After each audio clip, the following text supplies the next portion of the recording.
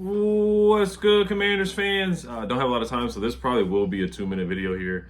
Once again, I'm not gonna sit up here and act like I know Dietrich Wise, like I know a lot of information about him. All I know is that he does provide some pop, some explosiveness, some pass rush explosiveness here and there. Um, he started 5 games last year. He was a backup. He was a rotational pass rusher last year. Played 15 games, started 5 games. Played in 16 games, started 13 games in 2023. 17 games, started 16 games in 2022. Had 7.5 sacks in 2022. 2022 was his best season.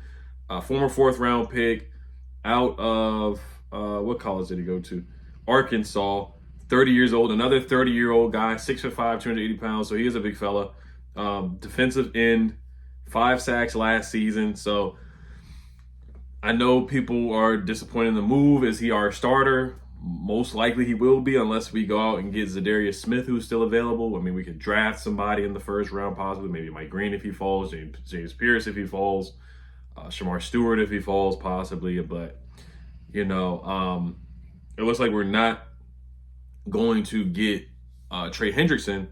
So they made a move to get another Patriot in Dietrich Wise. So Dietrich Wise, you look at some of his PFF numbers, and you look at some of his combine numbers. So his combine numbers weren't great because he was projected to be a higher pick. I think his brother's Daniel Wise as well. He ran a 4.92 40-yard dash, 33-inch vertical leap, vertical jump, 4.36 20-yard shuttle. So his athleticism score was actually pretty good, 75, which is ranked 10th out of edge rushers in that combine that season. 69 total score. Like I said, drafted in 2017. Strengths are uncommon. Arm length 35 inches with enormous hands, terrific power in his punch, and is able to jolt tackles with it. Uses brute force to set a strong edge. Can ragdoll blockers with stack and jerk upper body power. Effective use of arm length to keep blockers out of his frame. Heavy tackler, engulfing ball carrier with full weight of his frame. Uses long strides to gain ground up the field as a pass rusher. Powers through contact when he's at the edge. Legitimate bull rush potential when pad level is good. Has frame that will accept more mass. Quick getting hands in the passing lane when rush stalls. Deflected 6 passes over the last 2 seasons. His try hard is never in doubt. Has experience as a 5 technique in Arkansas's defensive front. So he is a versatile player, positional flex there. Mostly an edge rusher though, for the most part. We'll go over some of his PFF numbers. So last year wasn't great. 63.6 pass rush grade, which is solid. 59.2 tackling grade, which is like average, below average. Run defense grade, below average. 54.8, or like right around average. 59.7. Now I am looking at some of the highlights, and he does set an edge. He does set some physicality on the edge. Played with Jonathan Jones, so we got 2 Patriots now. So you look at it that way too. And then 2023's run defense grade was 49.7, which was poor. 78.3 tackling grade, which is good.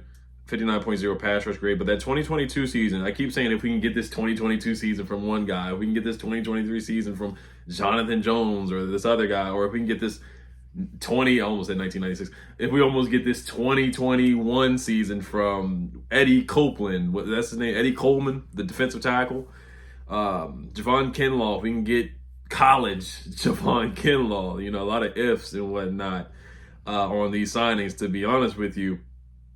And in 2022, he had a 76.4 pass rush grade. That's when he had 7.5 sacks, 74.9 defensive grade as well. So that's what I'm looking for from Dietrich Wise. And can he slow down the run game? Signing him doesn't mean we shouldn't sign another pass rusher, because Dante Fowler is still out there too. Do they bring him back after the tweets and whatnot? Does he want to come back? How is the money looking for him? Him and Dan Quinn have a great relationship, so we'll see what happens there and transpires there in that situation. Cleveland Farrell, I believe, is a free agent, if I'm not mistaken. And if he comes back, he's a solid run stopper. But as far as pass rushing and get to the quarterback, we definitely need some more juice. We need some more pop.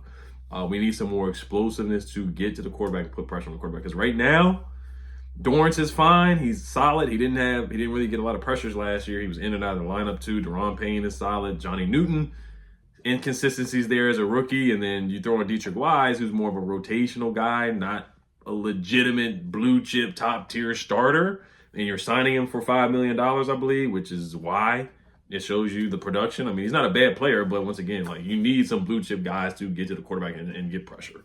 And Dante Fowler, if he comes back, he would be the best pass rusher on the team. It is what it is. He had 10.5 sacks last year. So I get people's concern about the cornerback and edge position.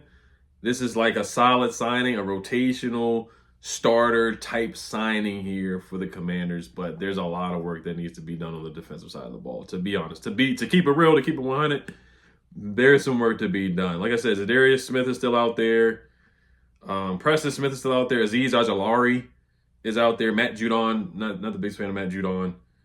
Carl Lawson. So the names that are available, Clavion Chason, are kind of underwhelming out there, to be honest. But cornerback, I do like Rasul Douglas. I like Rasul Douglas. I like Kendall Fuller. And I know people mix reviews on him. And I like Stephon Gilmore, man, to bring him in for depth, too. And then Noah I is a guy that I do think we should bring back. So, all right, you guys, I got to go and get ready for the day. As always, Health Commanders, peace.